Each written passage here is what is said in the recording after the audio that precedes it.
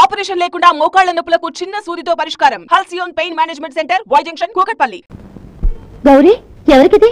పెద్దయ్య గారికమ్మా. మావయ్య గారికి ఇలాంటి భోజనమా? అత్తయ్య గారిని చూసిందంటే నీ ఉద్యోగం ఊడుతుంది. రోజు ఇలాగే పెట్టమని ఆవిడే చెప్పారమ్మా. సరే, ఎటివో.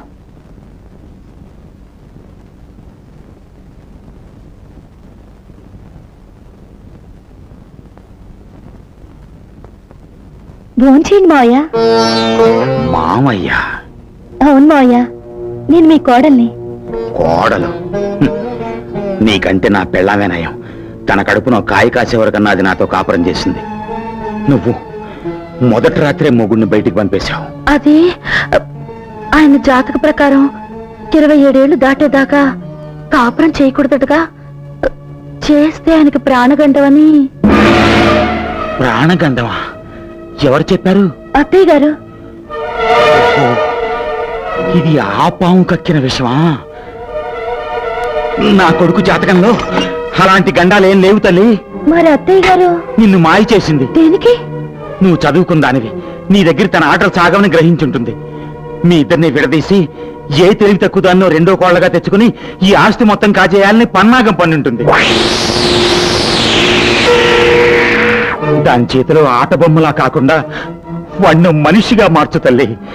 అది నాగదేవత కాదు, నాగు పాము అన్న నిజం వాడికి తెలియజేయి. తప్పకుండా.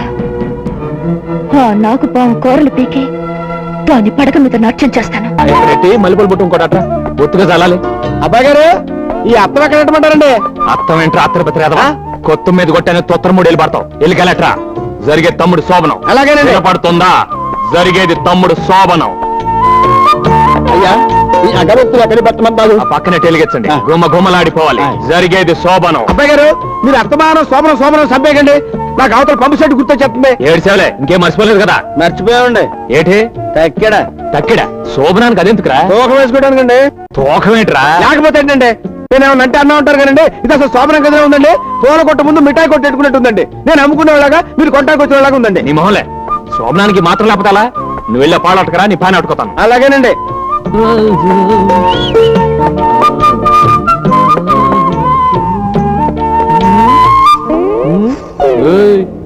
ఎక్కడికదే? మా తమ్ముడు గదిలోకి. ఈ పానెట్టుకెళ్ళి. ఫ్యాన్ కాదు, ఫ్యాన్. అదలే ఫ్యాను పెడితే కష్టాసలుగా ఉంటుందని. మన గదిలో ఉంటే మనకి సలసలగానే ఉంటుంది. మొగుడు పక్కన పడుకోవడం నామోషం అనుకునే దానికి సలసలగా ఉంటేనే ఎచ్చగా ఉంటానే తప్ప. మీరు ఈ శోభను జరిపించడానికి నిర్ణయించుకున్నారా? ఓ ఎస్. అంటే మీ అమ్మగారి ప్రాణం కన్నా మీ తమ్ముడు గారి శోభనమే ఎక్కువ? ఏంటో నువ్వు అనేది? మీ తమ్ముడు జాతకంలో తల్లిగండ ఉంది. తల్లిగండ? 23 ఏళ్లు దాటకుండా భార్యతో కాపురం చేస్తే నా నోటితో నేను చెప్పలేనండి. చెప్పు. తమ్ముడు కాపురం చేస్తే ఏమవుతుంది? అది ఆవిడ చచ్చిపోతారటండి. అందుకే పొద్దున్న వాళ్ళు పెళ్లి చేసుకుని రాగానే అంత హడలిపోయారు. వాళ్ళ కాపురం చేస్తే తను చేస్తానని చెప్పుకోలేక, వాళ్ళ పెళ్లిని ఒప్పుకోలేక, పాపం మహాతల్లి కొడుకు సుఖంగా ఉంటే చాలని ప్రాణత్యాగం చేయడానికి కూడా సిద్ధపడ్డారు. ఇప్పుడు మీ తమ్ముడికి 22 ఏళ్ళు. ఇంకొక సంవత్సరం ఈ శోభనం ఆపితే మనం ఆవిడ్ని కాపాడుకోవచ్చు.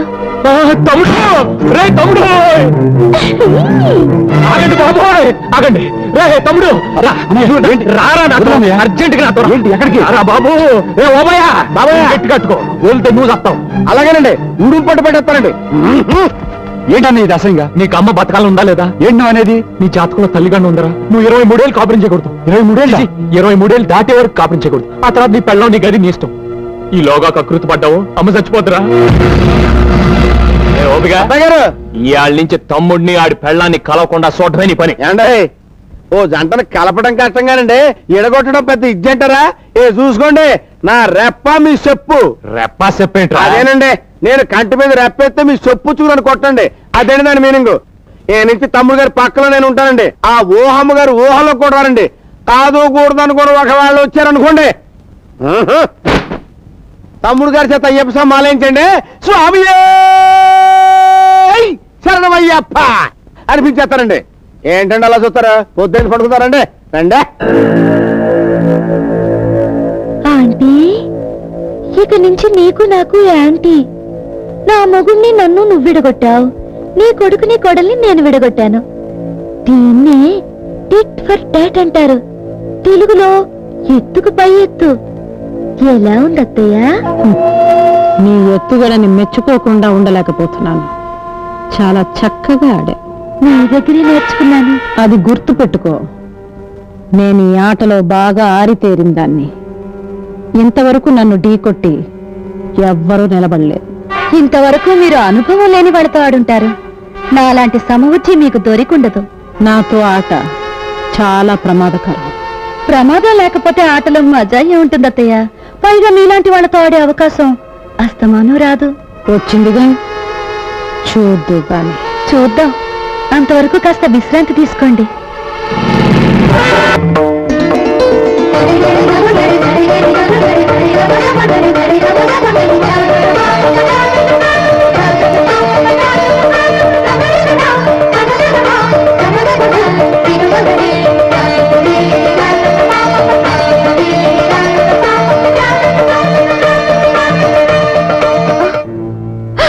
My God, yes, he's your God.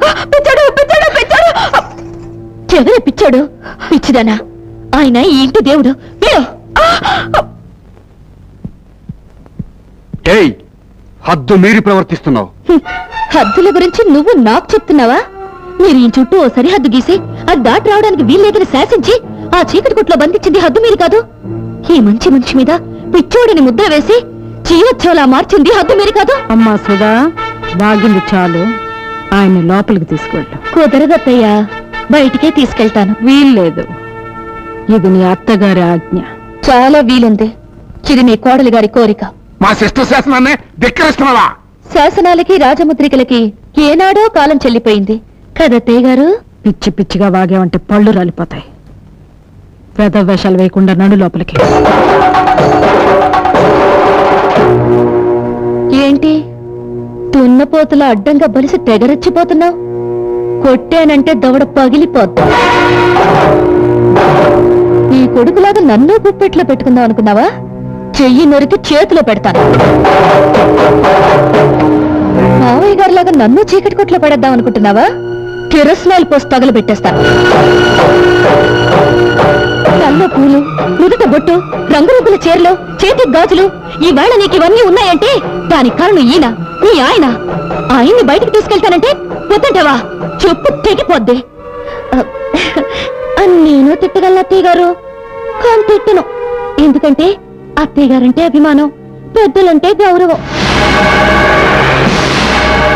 రండి మావయ్య. ఏమో నాగమణి, నేను అలా బయటికి వెళ్ళొస్తాను. ఇల్లు జాగ్రత్త. బాబాయ్ గారు, ఏమా ఇప్పుడు నాకు పెడతావా? టైం లేదు, మీకు తర్వాత పెడతాను. ముందు అత్తయ్య గారి సంగతి చూడండి. బీపీ బాగా పెరిగింది. అయ్యి బాబోయ్, మామూలు కంచు కాదండి ఇది. నెంబర్ 1 కంచండి బాబు.